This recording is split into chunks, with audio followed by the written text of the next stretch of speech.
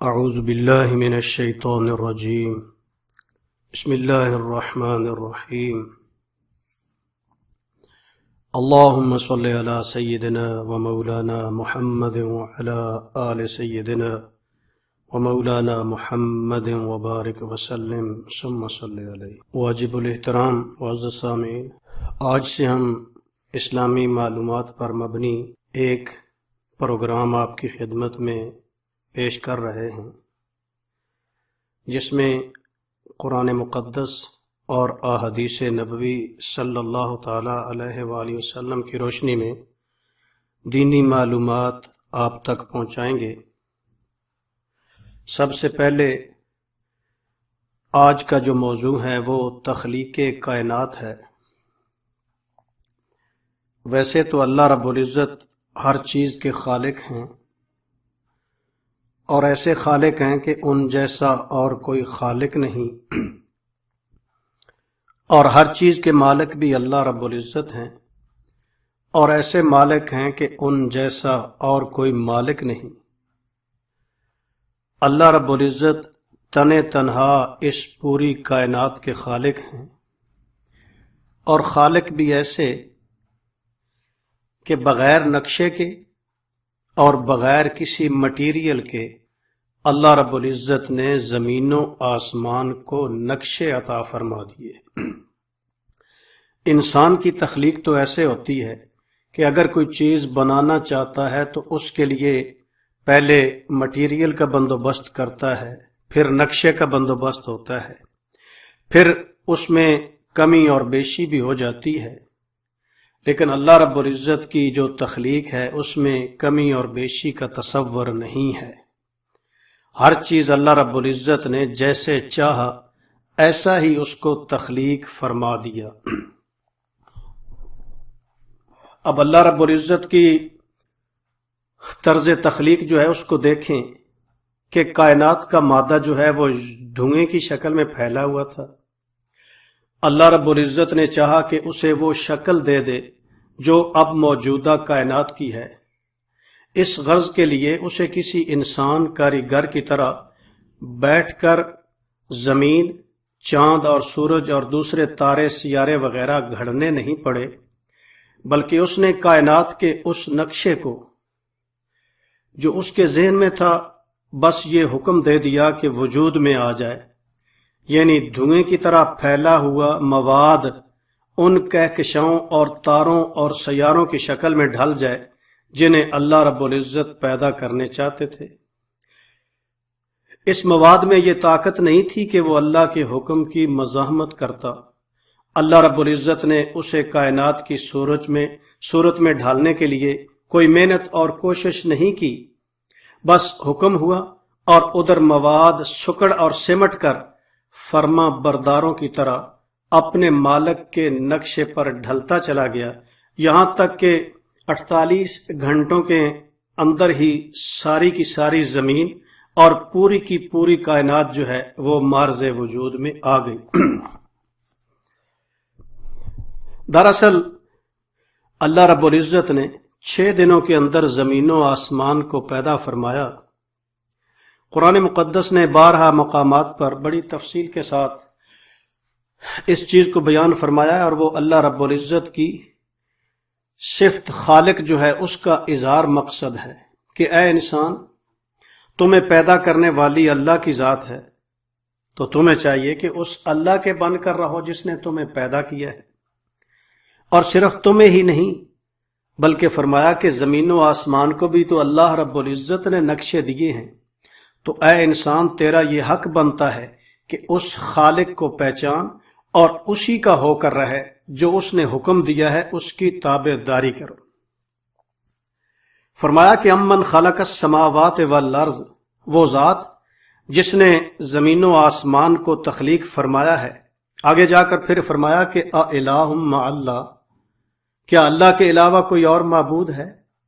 کوئی اور خالق ہے جس نے یہ زمین و آسمان تخلیق کیے ہیں؟ اور فرمایا کہ امن جعل الارض قرارا، وہ ذات جس نے تمہارے لیے زمین کو سکون والی جگہ بنا دیا۔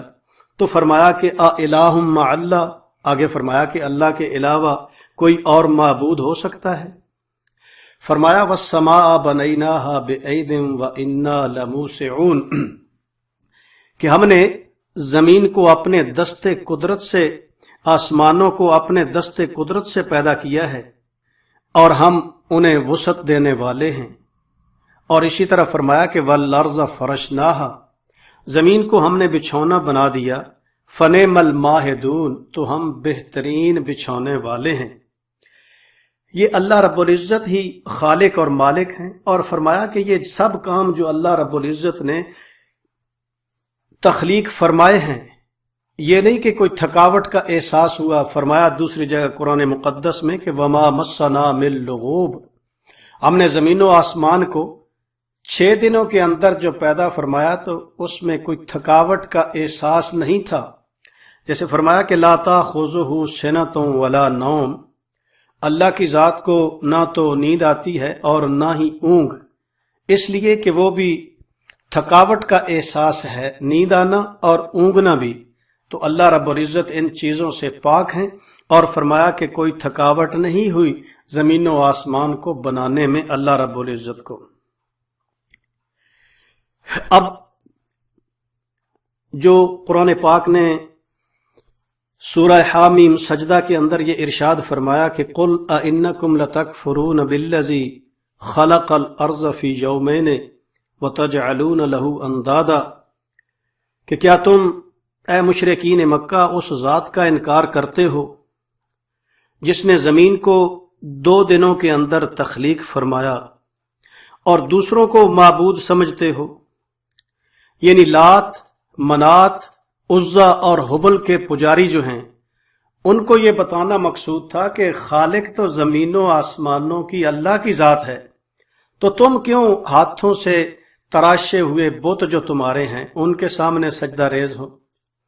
تو وہاں پر اللہ رب العزت نے ذرا تفصیل کے ساتھ زمین کی تخلیق اور پھر اس میں انسان کی ضروریات کی تخلیق، پھر آسمانوں کا معرض وجود میں آنا، اس کو اللہ رب العزت نے بڑی تفصیل کے ساتھ بیان فرمایا ہے۔ یہاں پر بعض مفسرین نے یہ ارشاد فرمایا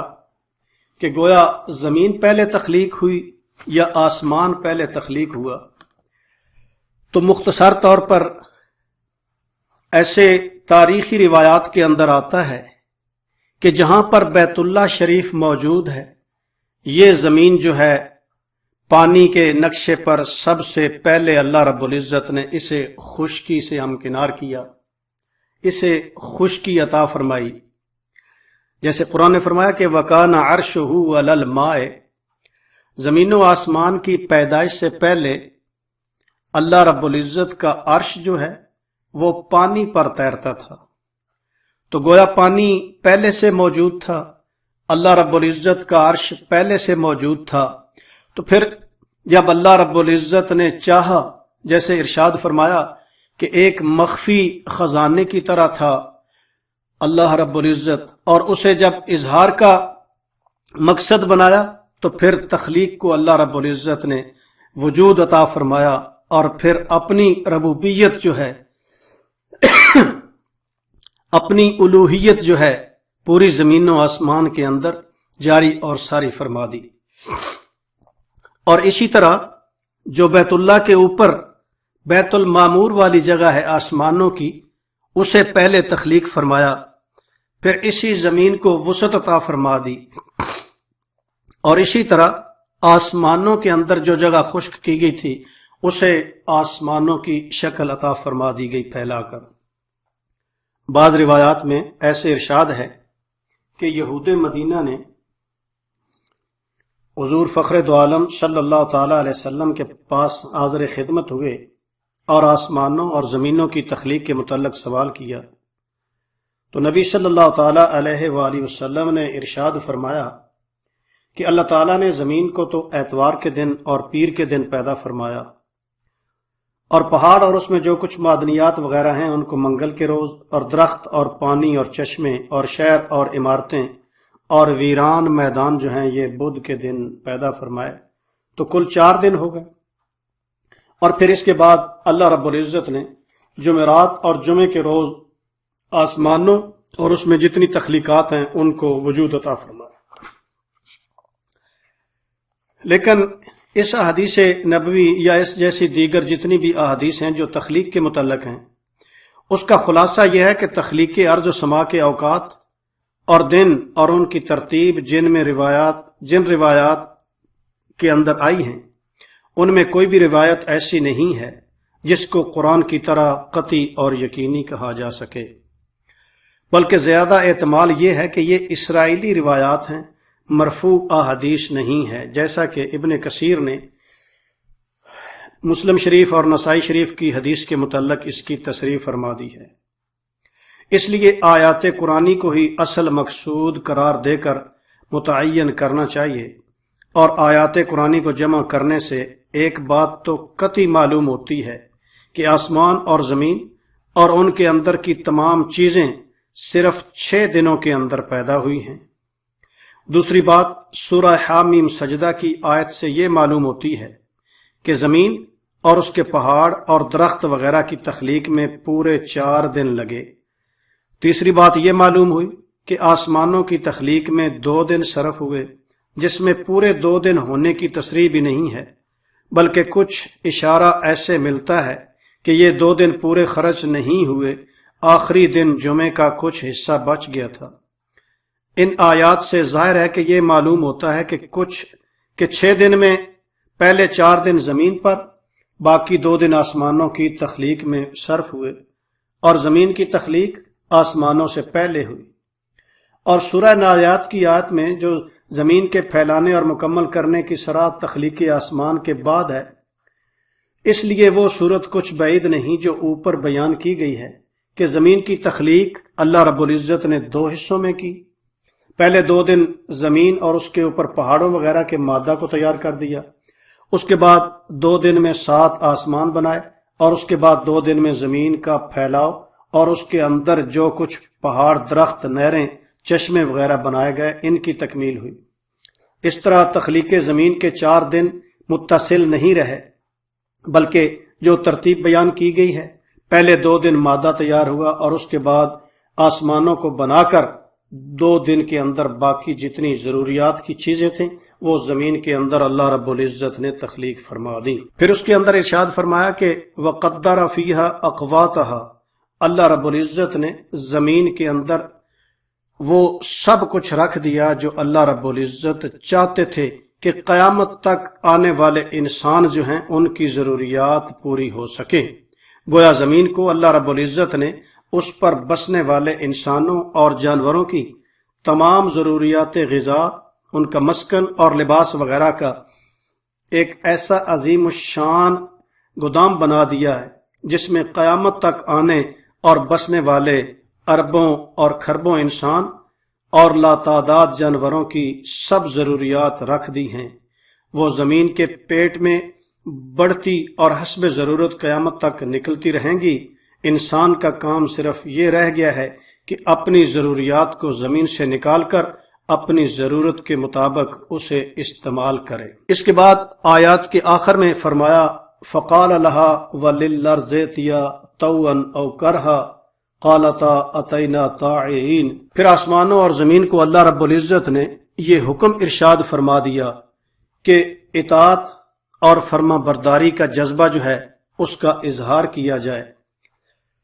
تو اللہ رب العزت نے آسمانوں اور زمین کے اندر شعور اور ادراک خطاب کے سمجھنے کا بھی پیدا فرما دیا تھا، اور ان کو قوت گویائی بھی عطا فرمائی تھی۔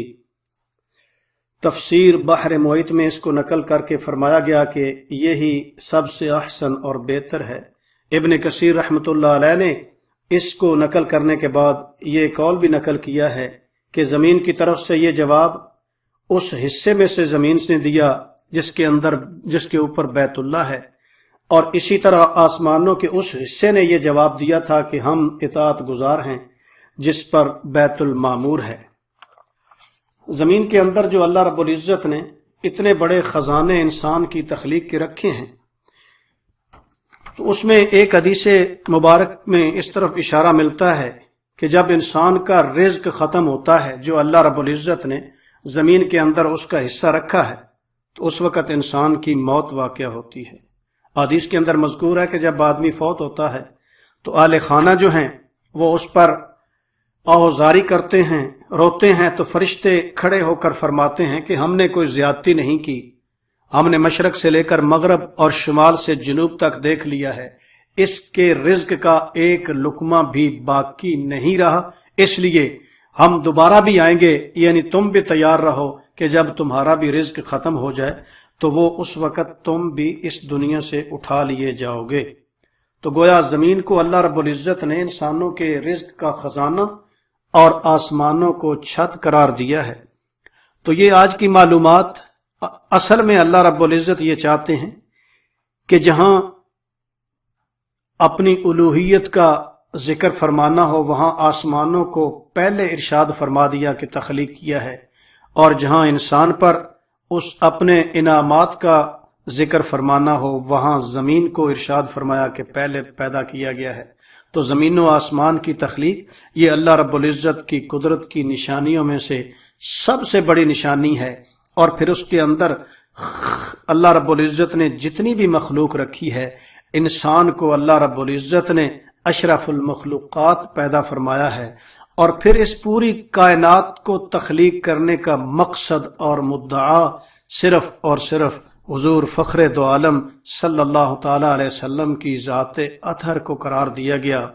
کہ جیسے فرمایا کہ لولا کا لما خلقت الجنت والنار، کہ اے میرے محبوب اگر تمہیں پیدا فرمانا مقصود نہ ہوتا تو یہ زمین و آسمان کی، جنت اور دوزخ کی، کسی چیز کی بھی کوئی ضرورت نہیں تھی۔ تو گویا حضور صلی اللہ تعالی علیہ وسلم کا اس پوری کائنات پر یہ احسان ہے کہ ان کی وجہ سے اللہ رب العزت نے ہمیں یہ وجود بخشا، ہمیں تخلیق فرمایا۔ اب ہمارا کام ہے کہ جو اللہ رب العزت نے ہمیں حکم دیا ہے اور اس کے محبوب صلی اللہ تعالی علیہ وسلم نے جو زندگی گزار کر ہمیں دکھائی ہے اس کے مطابق ہم بھی اپنی زندگی گزاریں، اور اسی طرح حضور صلی اللہ تعالی علیہ وسلم کے جو احسانات ہیں ان کا بدلہ بھی ادا ہو جائے، اور اللہ رب العزت کی جو خالق والی حیثیت ہے جو اللہ رب العزت نے ہم پر احسان کیا ہے اس کا بھی اللہ رب العزت کے ہاں شکریہ ادا ہو جائے۔ دعا ہے کہ اللہ رب العزت